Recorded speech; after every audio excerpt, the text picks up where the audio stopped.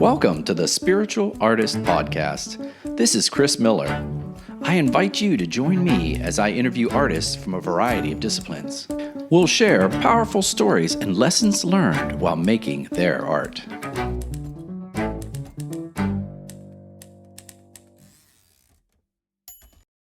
Good day, listeners. This is CJ Miller, your host of the Spiritual Artist Podcast. It's a jazzy morning here in Dallas. It's almost the holiday season, and I have an exciting guest to share with you. And wow, sometimes I meet someone and I went through Linda's book this morning again for the second time, and we'll talk about it. I can't wait to talk to you about it. But sometimes you realize that someone else is on almost a parallel path with you, but in a totally different discipline, which is just amazing and interesting. And so I can't wait to unpack all that Linda has to share in her language and the way she sees the world. So let me introduce Linda Ugelow. She is a speaking confidence coach and movement specialist with an uncommon approach to overcoming the fear of speaking. Formerly stricken with public speaking fear herself, aren't we all? She now helps people transform their experience of speaking from dread to delight whenever they speak online or on a stage or in a media or on a meeting room or even on a podcast. Linda holds a master's degree in expressive therapy movement studies.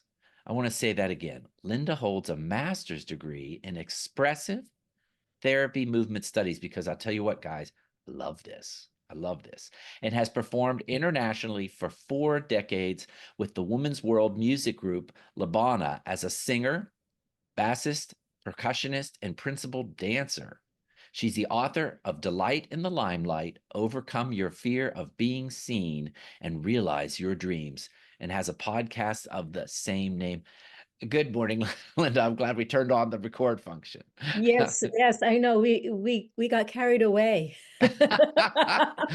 We did. And I am so jazzed to talk about all the things you do. And it's true, Linda. I'll share with the listeners, you always know when Chris likes a book because he has it tagged. Okay. And so this is her book, and it's a wonderful book. And I recommend you go out and get a copy, and I'll tell you why.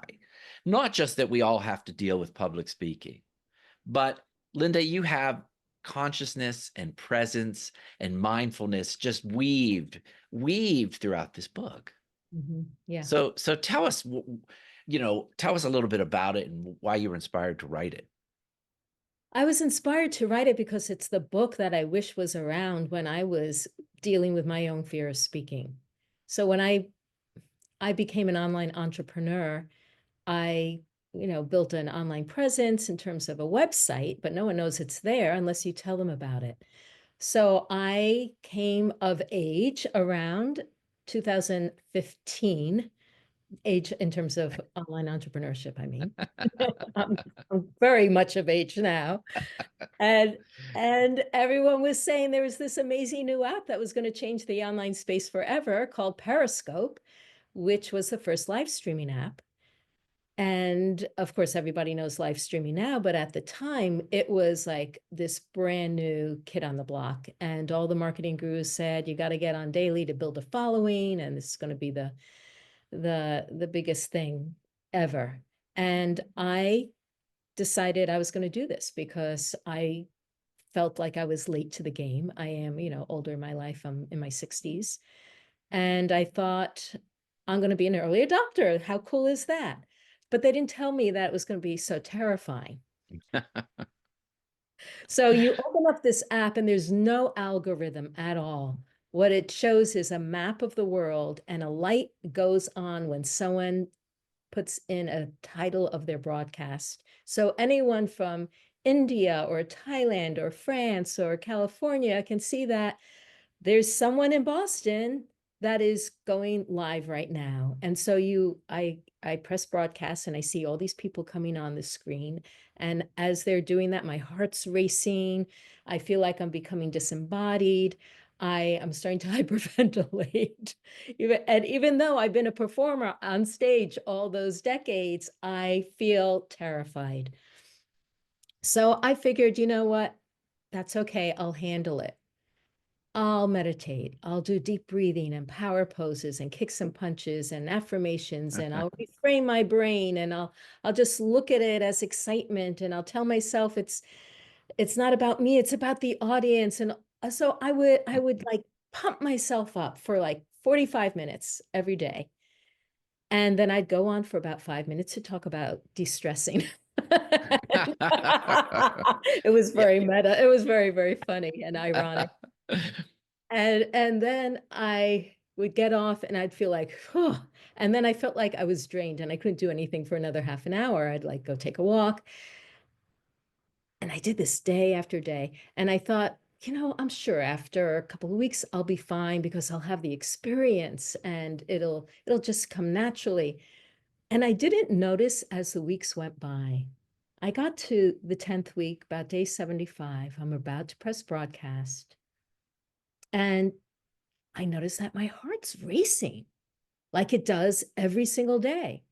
And I thought, what is wrong with this picture? Why aren't I that cool, confident broadcaster that I expect to be? Why didn't all this experience, 75 days in a row, bring me to a sense of confidence? And then I realized what I was doing was managing the fear, but managing the fear wasn't getting rid of it. And if I was going to get rid of it, I'd have to get to the root of it. And that's when Mm. I did something that changed the whole course of the career and made me write the book, was I asked the question, if the fear could talk, what would it say? And what came back was, you're going to be attacked. And suddenly I had memories of being a kid with my sisters attacking me every time mom, in her non-wisdom, would put me in the center of attention, put me on a pedestal and say, Linda's such a good girl. Why can't you girls be more like her? And so I never got punished by my mom, but I got punished certainly by my sisters. And it was like I got hit in the head. Of course, I'm not comfortable being the center of attention. I learned it was dangerous. Mm. But then suddenly I thought, whoa, is that what this fear of public speaking is about? That it's not, the it's not random. It's connected to the times that we learned that it was safer to hide, that we didn't want to be seen, the times that maybe you didn't have sisters that were jealous of you, but have you ever had a mean teacher or got bullied or felt ridiculed or um, put on the spot when you didn't know the answer and got a grade demotion because you made a mistake? I mean, that's everybody. I think everybody has education trauma. And then once I realized I had this stuff, and my sisters was just one of the things that I uncovered, because I had many of those things I just mentioned and more. And when I realized I had all this stuff, I thought, I didn't realize I had all this. I got to do something with it. And I just happened to have a lot of tools to clear it away. That was not an issue for me. I'd been doing something called emotional freedom technique for decades. I've learned about creative visualization back in the 80s. Forgiveness, I've a movement therapist background. So I have all these tools. I just didn't know I had something that I needed to use these tools on. Yeah, of course. Of Yeah. course, I just didn't realize I had all this stuff, because nobody talks about the stuff behind the fear of public speaking.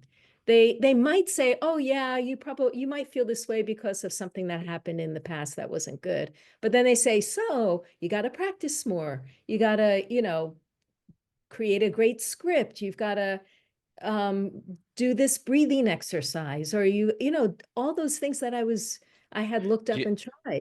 I love this because we were talking about it, gang. We chatted a little bit before we turned on record, but we were talking about this earlier. It's you're taking it back to the level of spirit. See, you're taking to consciousness. You're taking it to the level of how are you thinking behind it.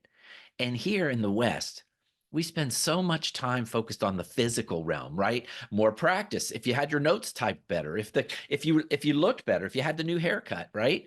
But it's really deeper than that. It's on the level before creation. And Yeah. that's why I like your book. And that's why I reached out to you. I was like, Linda, when I reached out to you, I was like, this book is a little bit more than just about public speaking.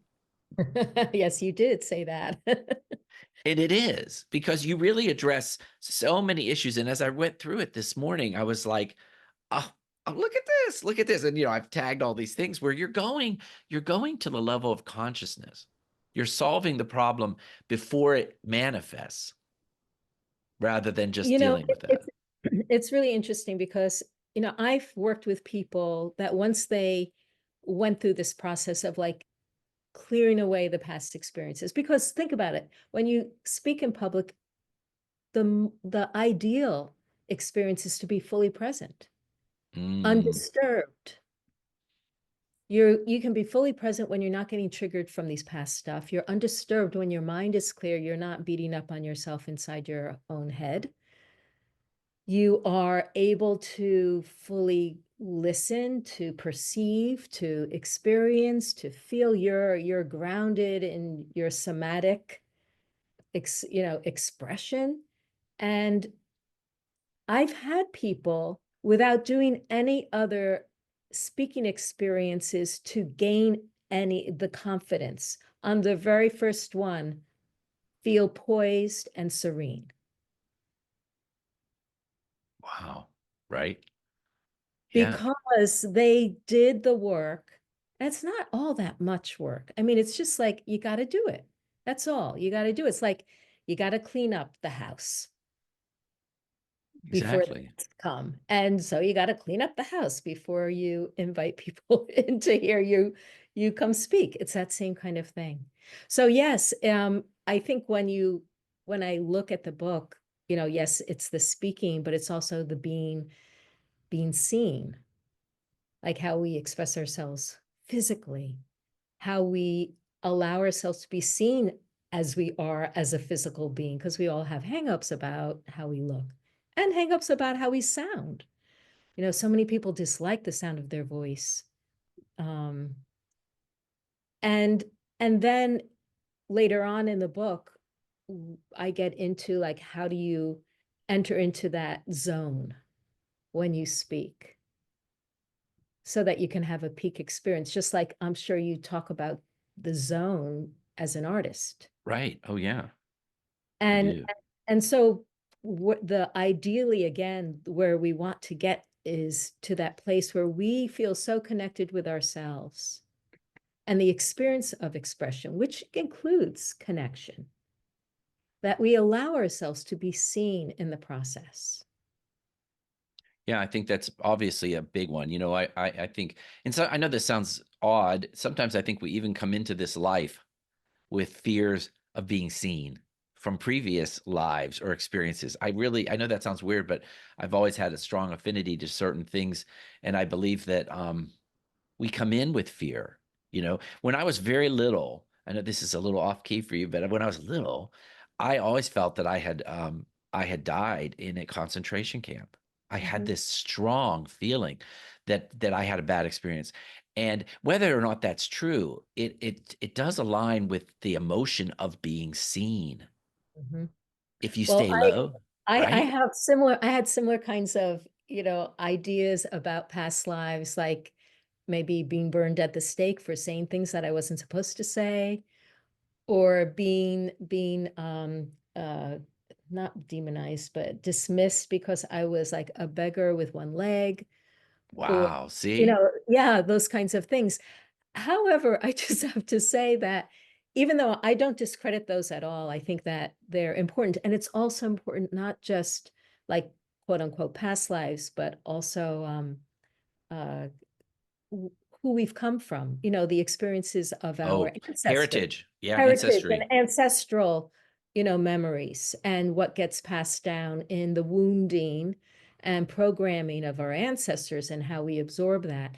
But I have found that we usually have plenty of stuff from this present life to work with meaningfully that is useful. But if someone comes to me and they say that this feels like something that is really part of their programming, I never discredit it. Let's just use it. Why not? If anything that comes up that you suspect might have impacted you, let's clear it away.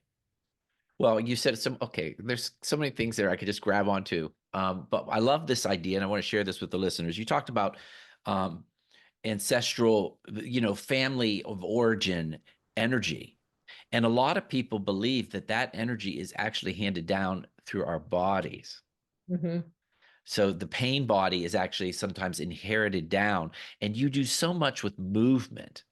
And so, how do you feel that? How do you encourage any sort of movement exercises before or practicing for public speaking, or before you get on stage, or how does talk about that a little bit? Yeah, well, I actually incorporate movement in various stages. So for instance, in the clear your fear. So the first thing that I usually do when I work with someone is we take inventory, and whatever arises, we clear it away. But there are things that I like to do movement wise. For instance, if there's a feeling of pain or angst that comes up, let's move that. Let's experience what does that feel like, because when it's stuck in our body is when it's harder to clear. But when it takes shape inside movement, it's like bringing the unconscious out into the conscious. A very Carl Jung approach is what I have.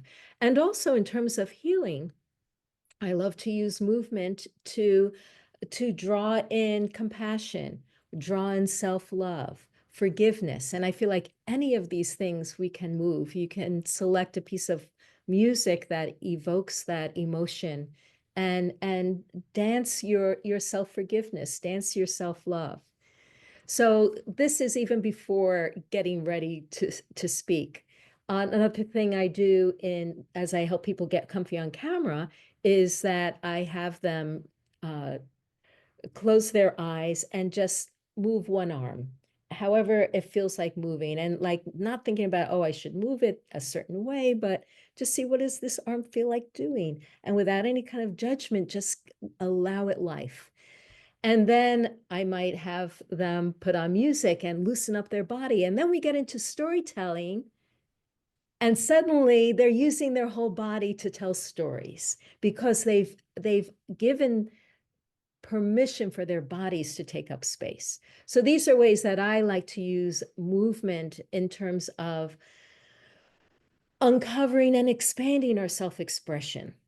So then when we get to, you asked about preparing to speak. I do have a module called the Speaker Green Room where I have videos where I warm up people vocally and movement wise, because I think it's really important for us to, number one, loosen up, because you don't want to be tense when you're speaking. You want to like think about, how do you want to feel when you speak? I want to feel relaxed, right? I want to feel expanded. So you need Right. to physically like loosen up, if you have any jitters, get them out, give them someplace to go, expand your body, feel what it is to take up space with your body. And then that extends into an energetic taking up of space.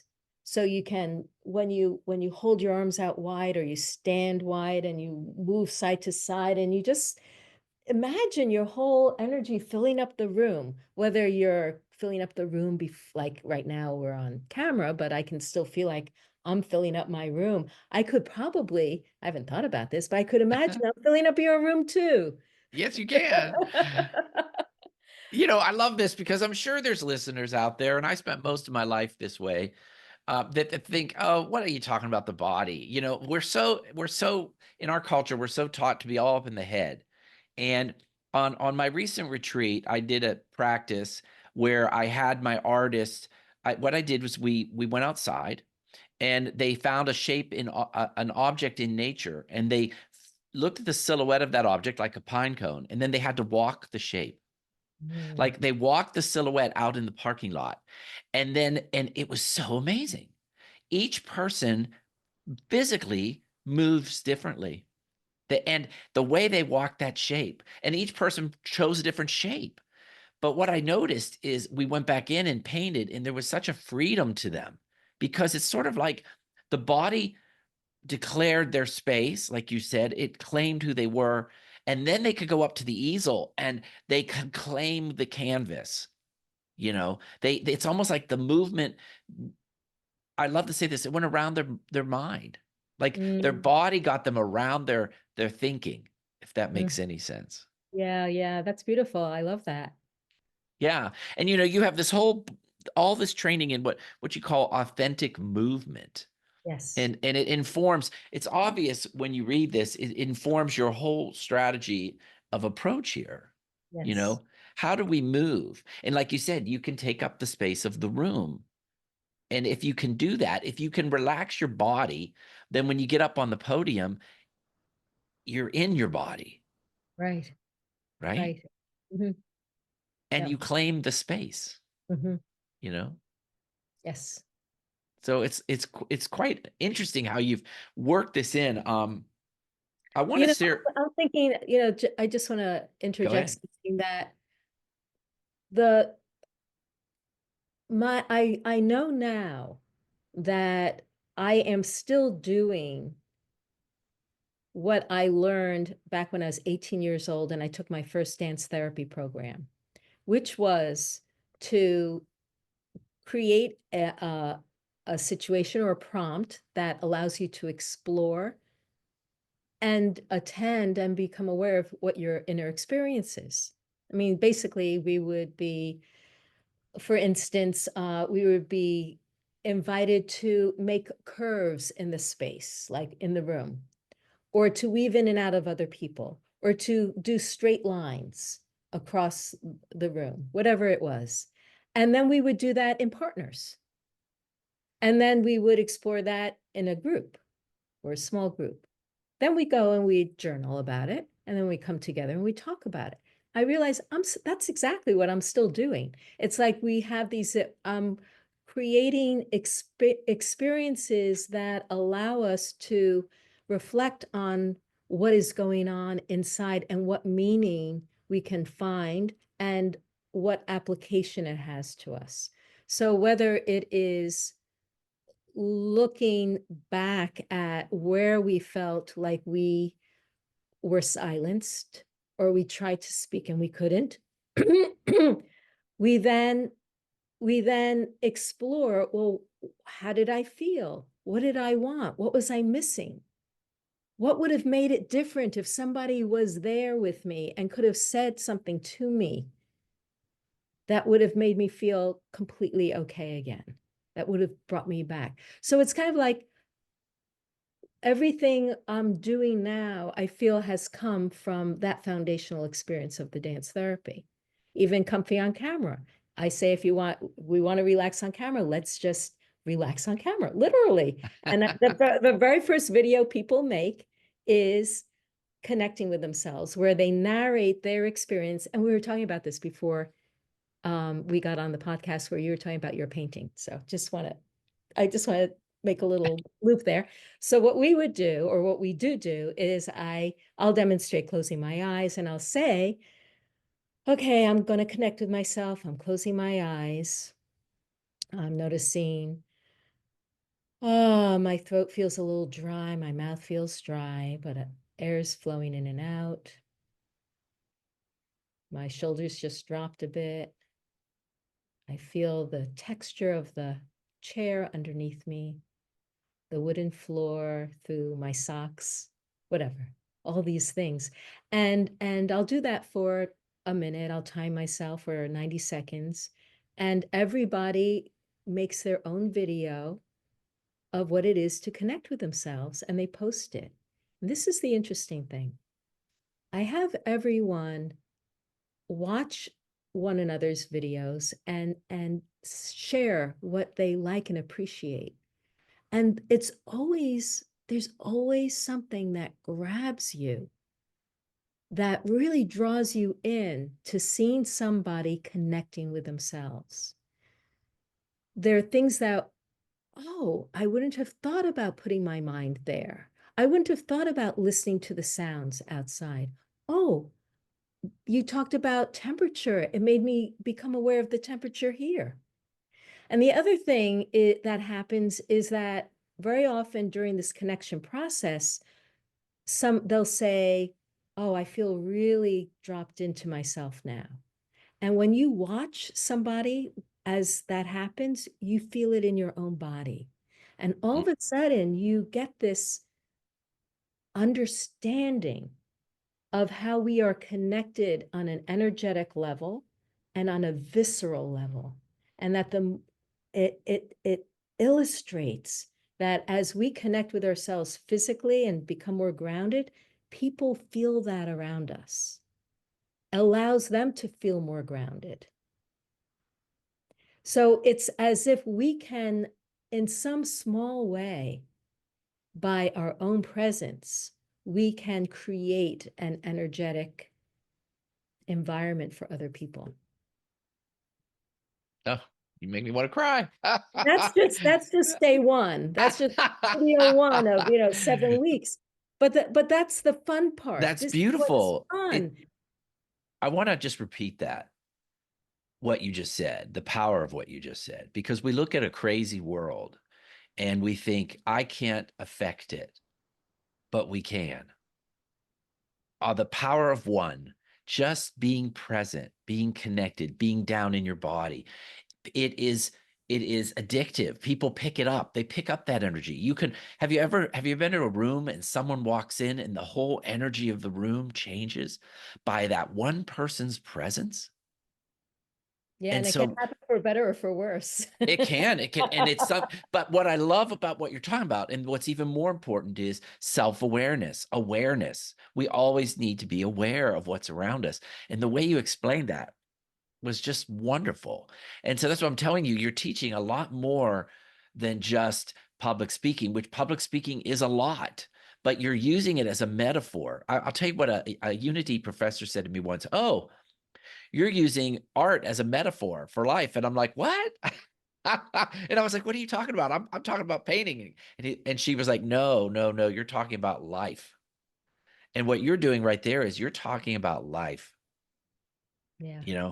So I want to pan that out just because I love that exercise and I want to try it sometime. So did you have them record themselves doing that all on their own and then send them in, or did they do it as a group? Well, we do it both ways. We do it on Zoom, like in pairs. We go in breakout rooms, so we do it, or in trios. It depends how many people. And then I have them go make a video and post it. And so in the Comfy on Camera portion, we meet live, but we also have daily videos, very short ones that follow prompts that people post. And it's all about presence. The first week is all about making friends with the lens. So it's relaxing on the lens, uh, Mm. developing our relationship, our friendly relationship with the lens, because a lot of people feel like it's an enemy, but it's really our ally, and we may as well, have an appreciation and gratitude towards it, but also practicing how we receive attention, because a lot of people, obviously, when they're afraid to speak, they're afraid that they're going to be judged. But when we practice receiving attention from the most loving, compassionate, supportive, friendly, energetic beings, and it can be the cohort or it could be anyone else that you feel most safe around, that you practice that's what, it's like we can practice taking in attention. People think, oh, I'm crazy on video, it's terrifying, but I'm just going to do it. But there are all these things that go into being on video besides what you're going to say. There is that feeling of connection with yourself. There's the feeling of connection with the lens. There's the relationship between you and who's listening to you. And we can pull each of these apart, and nothing is too small to practice. We can practice each of those things. Just like I said, we can practice just moving our arms. We can practice playing with the tone of our voice. I have people read a children's book and play with the different characters. Oh, And that's lovely. I listen to love that. all the elephant and the giraffe and the mouse and the man, so and what happens is that the more we play with all of the paints and brushes that we have available to us, Right. then all of a sudden expressing ourselves becomes really fun. And Oh. then when we get to like, I talk about connecting with the body. Let me just circle back because this is really important. You mentioned that we live from our head a lot. We speak using our entire body. The words do not come out of our brain. They come out of our mouth, which is powered by the breath, which is contained by the ribs and the abdomen and all the muscles of your body. You're passing the air through the vocal folds so that they buzz, and you're creating this vibration. Then you're forming by your lips and your teeth and your jaw and your tongue. You're shaping your mouth for these different vowels and the consonants. And all of a sudden, it's like this very dynamic, nuanced, complex, deliciously dictioned experience of speaking that comes out that has all these dimensions and layers that we can enjoy and play with in order to communicate. And all of a sudden, the opportunity that we get to open our mouths is like, whoa, I get to make sounds. Number one, it's fun to make sounds. We forget. Right. Children, but we forget. It's fun to make sounds. It's fun to play with our ideas and see what's going to come out of my mouth. Because most of the time we have no idea. Right. I mean, we're improvising right now. This is all spontaneous speaking. So It is. there's a certain amount of trust, just like when you're painting or making art, you got to trust that the mark you make is supposed to be the one that you make. The words that come out, we got to trust that they're the ones that are supposed to come out.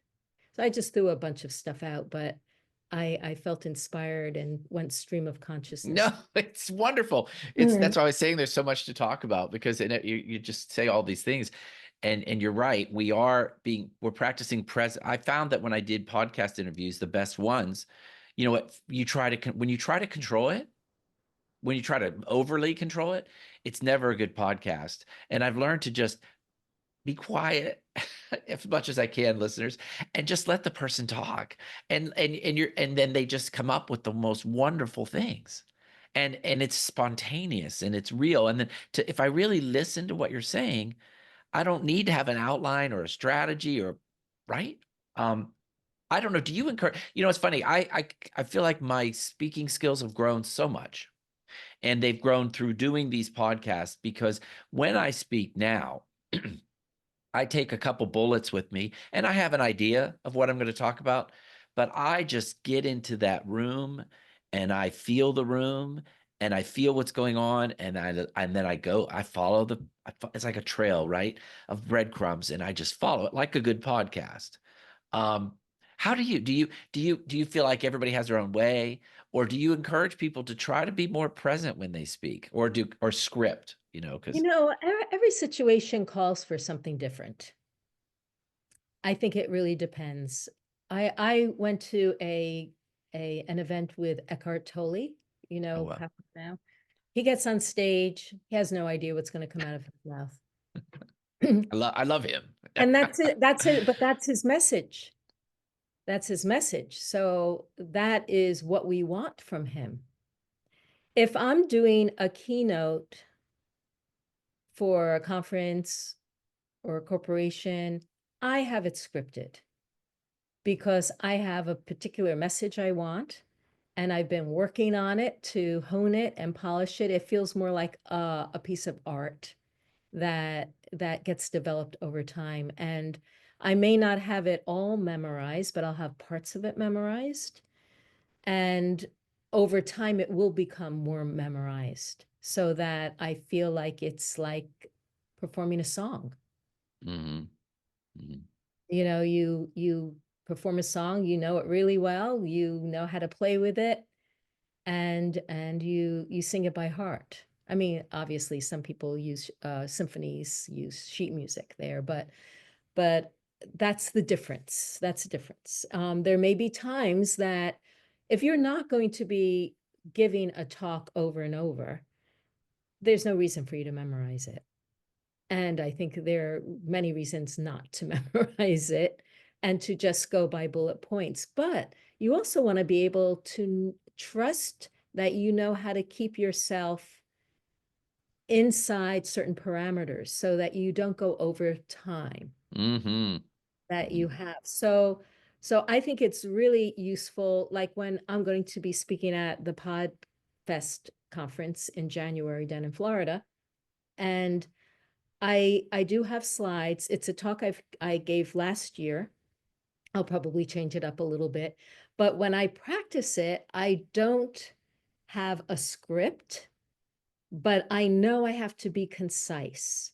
So I have that in mind that I don't want to go off on any tangents, that I want to stay very, very focused. However, when there's Q&A, that's a different story. So if you're doing Mm-hmm. fireside chat, or if you are running a workshop, and you know, it's like every situation is different. I would only memorize a pitch fest, a TED talk, you know, something that is timed and you mustn't go over. And that's with keynotes also, because if you are at a conference and, you know, it's on schedule, you will not be invited back. If you are somebody who goes over 10 minutes and say, oh, I haven't finished my keynote yet. I've got 3 more slides. No, no, no. You know, you're cutting someone else's time off, and that's not good speaking etiquette. So I think it really does depend on the situation. So it's sort of like a both and It's a, both yes, it's both a both and and. Steve. It I, is. And we want to feel like we can do, I mean, you may not ever feel a need to memorize because of the places that you're speaking. right. Right. But if you ever decided, you know what, this could be a cool TED talk, then that would be something that you will probably want to, unless Mm. decide that it's important for the message that you just walk out there and you don't know. Yeah, I do both. Like I said, I run through it. I have I have ideas. I even create slides, because if you want to create slides, you have to kind of know ahead of time of what you're going to, your key like stopping points. But then when I go out there, because I've been doing a lot of services at spiritual centers and churches lately, where I'm speaking at churches and doing their Sunday message. Um, I also let myself go off if needed, but I'm always like looking at the clock. Like you said, you're like, okay, they only have so much time. So it's Absolutely. a both and. Right, right. And I don't think there's any right way, except for when you need to be within some honor of someone's structure. Yeah, the only thing I avoid and is when you see a speaker and they're looking downward at a piece of paper and they're just reading it. To me, I just get so bored with that. Yeah, yeah. And they're doing that because they're nervous and they don't trust that they'll remember. And unfortunately, that keeps us from connecting with the audience. Right. I think, I mean, I've done that. I have Uh-huh. done. I mean, because Well, we've all done it. we've all done it. I had speaking in fourth grade. I did it. Exactly. And I don't want to feel, I don't want people to feel like if it's your first time ever being in front of people and you have to use notes, there's nothing wrong with that. No. But you do want to prepare enough so that you don't forget your audience, because you are there to speak to them, not to speak to a piece of paper. Right. Right. And there are That's ways that we can practice. I have articles about how to make memorization fun and how to make, you know, that kind of stuff more enjoyable, you know, like knowing even if you're reading a script word for word at a podium. And there are plenty of speakers who do that at graduation, you know, what do they call it? Graduation ceremonies. They're at the pulpit they have their piece of paper or maybe a eulogy you're reading. But if you have gone through that enough and you know it enough, you can take your eyes off the page to look up at somebody. But Linda, here's a perfect example though. Like I brought my book. I brought your copy of the book and I've tagged all these things I want to talk about and we haven't gotten to them. Well, let's try one. Let's No, I open want up to the read book. the so I I do want to want hear to you read. You're a beautiful reader, by the way. I wanted I, to say that when you read my intro, I yeah. was thinking, wow, you know how to enjoy the words you're reading.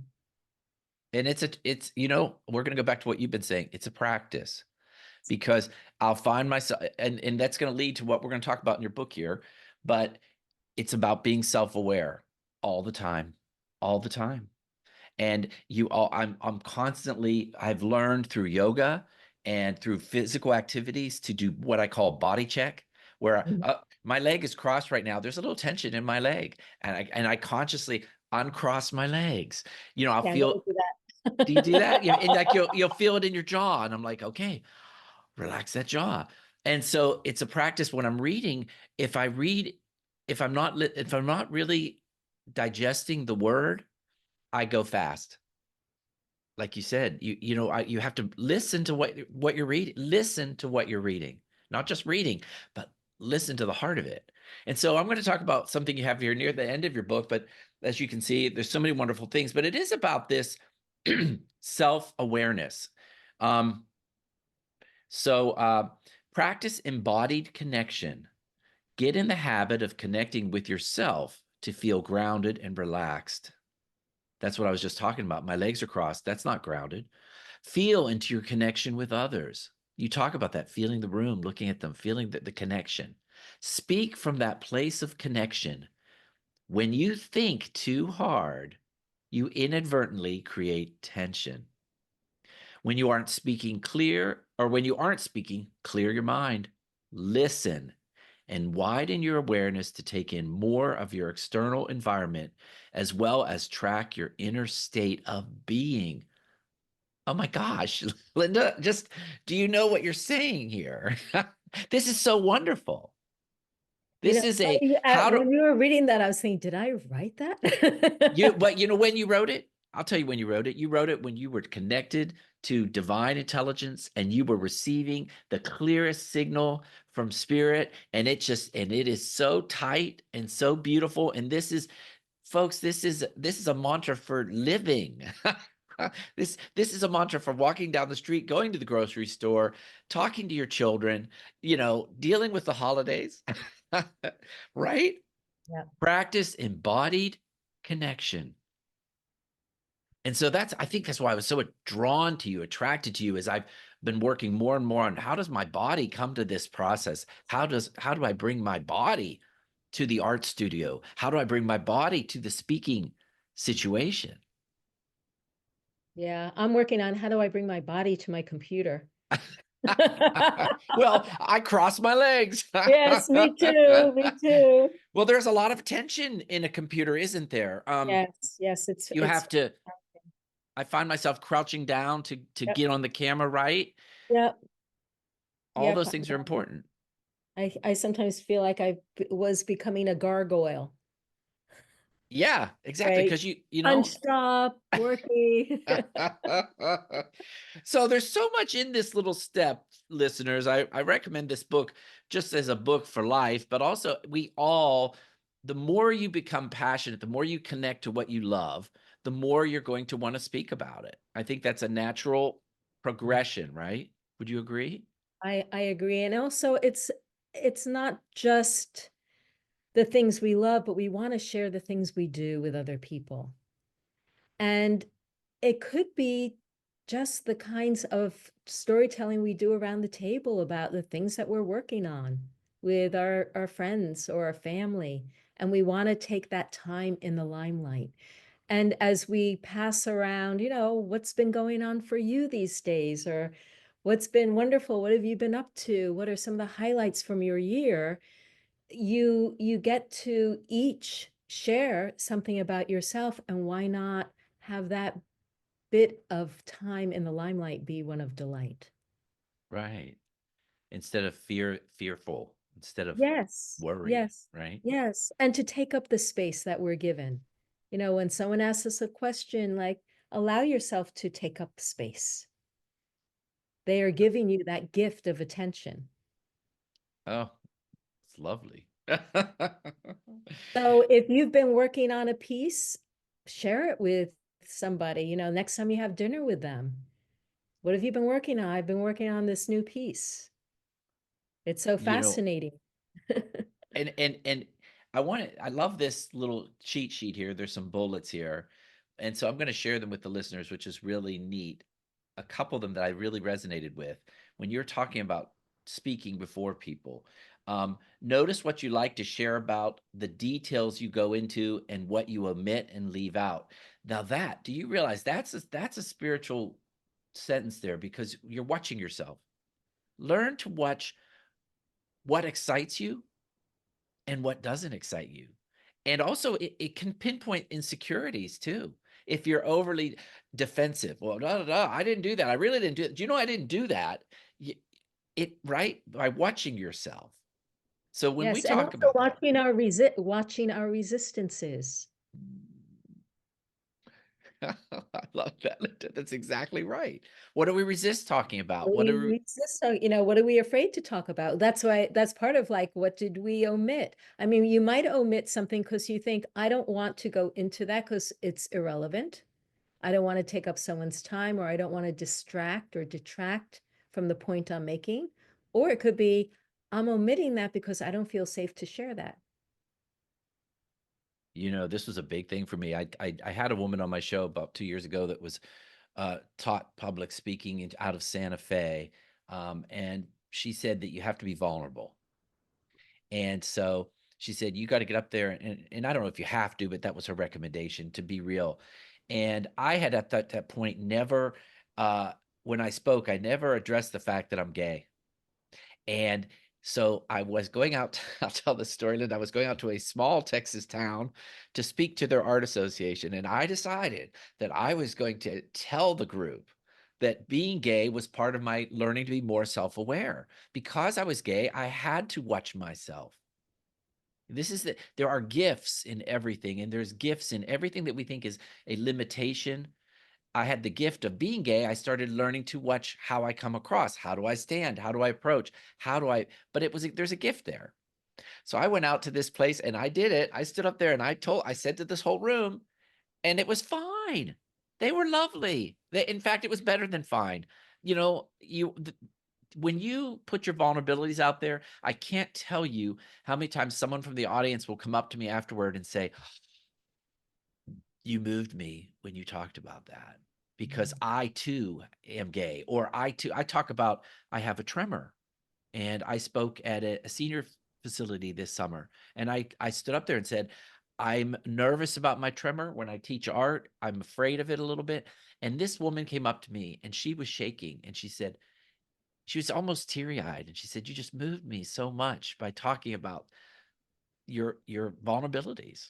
Yeah, yeah, absolutely. And that's also why when people come to me and they say, I'm so afraid of making mistakes, it's the exact of it, because when allow ourselves to make mistakes and be okay with them, because we know that mistakes happen, and we decided maybe we've prepared ourselves to make mistakes. That's something that I recommend. I love that. So that we can feel okay with it. I've always had amazing response from the audience.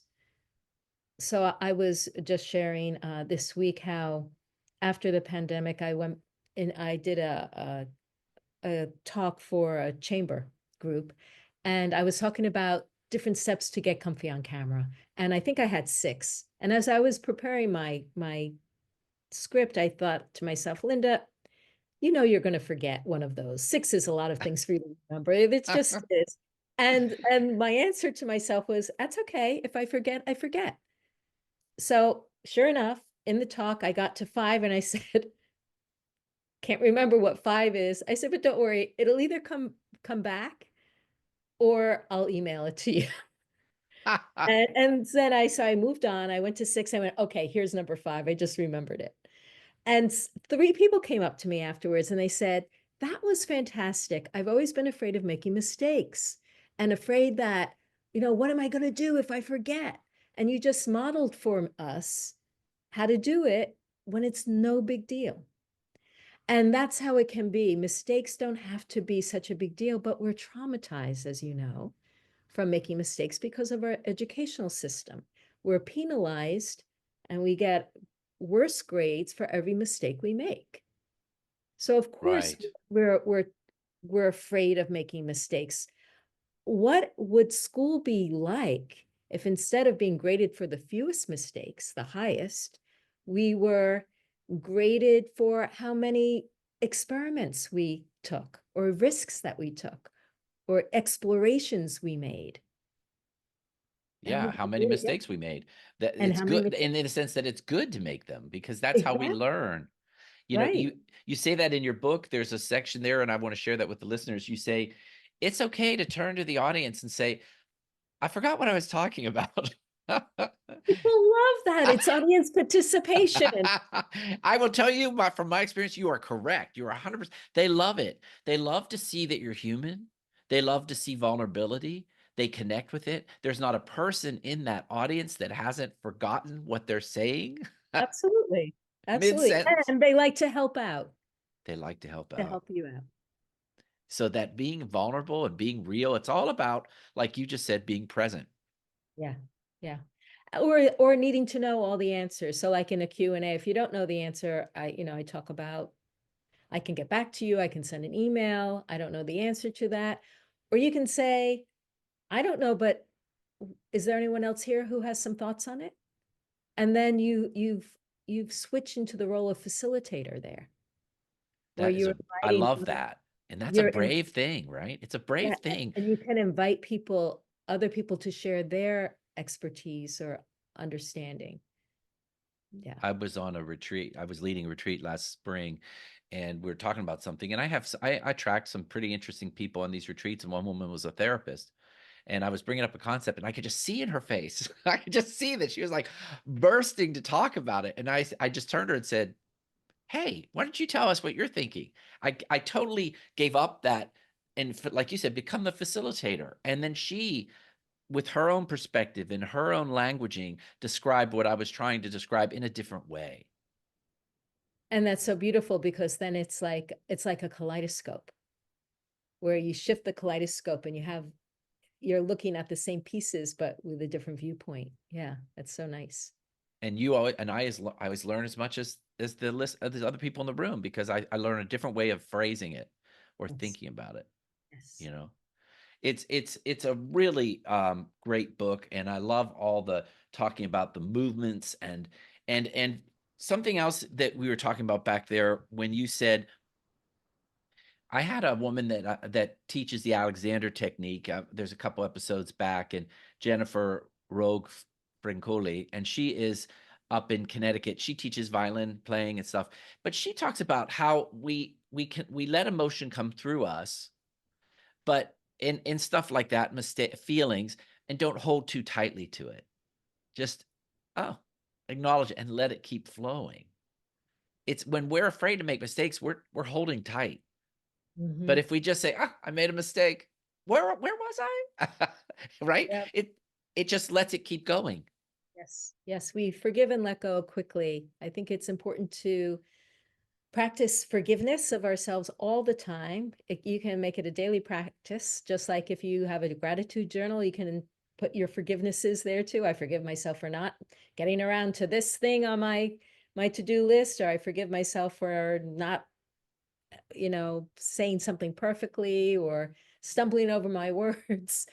The more quickly that we can let things go, the easier it is because time is constantly moving on and we may as well move with it. Mm, that's wonderful. A forgiveness journal? Is that what you said? Yeah, For or if we have a gratitude journal, you can have a section in it, uh-huh. grateful for these things today. I like to have, I'm proud of myself for these things today. And also, I forgive myself for these things today. I love this. So, is there anything else that we haven't talked about, Linda, that you would like to review from your book or share with the listeners about this I wonderful think the conversation? only thing I want to share is I think it's really important for us to honor and accept ourselves exactly where we are in our life journey, in our speaking journey, on our art journey, because number one, we can't be where we're not. So why fight against it? And number two, there's everything wonderful about where we are. Mm, There's a distance that we've traveled, there's the understanding that we have, and there's also the anticipation of the future. yeah. Once again, it's about being present right there, right? Yeah. Well, thank you so So much. I try to remind myself that all the time, whenever I feel frustrated, it's like, just honor yourself where you are. So I do want to share if people want to continue the conversation, they can go to my website, lindaugelow.com. All You can right. find some free downloads. You can message me. You can listen to my podcast, Delight in the Limelight. And just excited to continue the conversation. And I'm excited, particularly, to bring you onto my podcast to continue the conversation. Oh, I would love to. I'd love Yeah, that. we'll have to do that sometime. So Yeah. let your peeps know about that. Now, quick question: do you do train public speaking training online? Oh, yes. Yes. Most of my work is online. I did do one retreat live before the pandemic, and I thought, oh, this is fabulous. I want to do this all over the country. And then, you know what happened to that. So I haven't gotten back to that yet, but yes, I do private work privately with people, and I also have a group program, a Delight in the Limelight accelerator that So brings anybody listening to listeners, if you're following this, that means that you don't have to be nearby. You could actually get some help with public speaking online, which is just amazing, right? it is amazing. And it's not just amazing, it's fun, it's it's artistic, it's creative, it's satisfying. Yes, it's all that good It stuff. does sound really cool. I have to tell you, when we were talking earlier, I'm doing a Zoom call in the first week of January with all the people that have taken my retreat because I just want to catch up with them. And Yeah. some of them are from out of state or whatever. And you gave me some ideas of warm up activities, things you can do on camera that are just wonderful and creative, Oh, right? great. That's wonderful. Yay. Yeah, see, it's a win-win. All right. Well, thanks again for being on the show, Linda. I'm looking forward to talking with you more in the future. Listeners, please follow this channel if you're watching me on YouTube, and make a bookmark. Go ring that little bell, and that means that you'll get announcements when new interviews come out. Consider my book is out on the market. The Spiritual Artist is on Amazon. Linda, is your book on Amazon too? It is. It is. So both my book and Delight in the Limelight is available on Amazon. And stay tuned and keep being a spiritual artist. Thanks again for listening to the Spiritual Artist Podcast. Whether you're watching this show on Apple Podcasts, Spotify, Google Play, or iHeartRadio, make sure you choose the subscribe button so that you will receive updates when new segments are released. Most importantly, be still, listen, and know that you are a spiritual artist.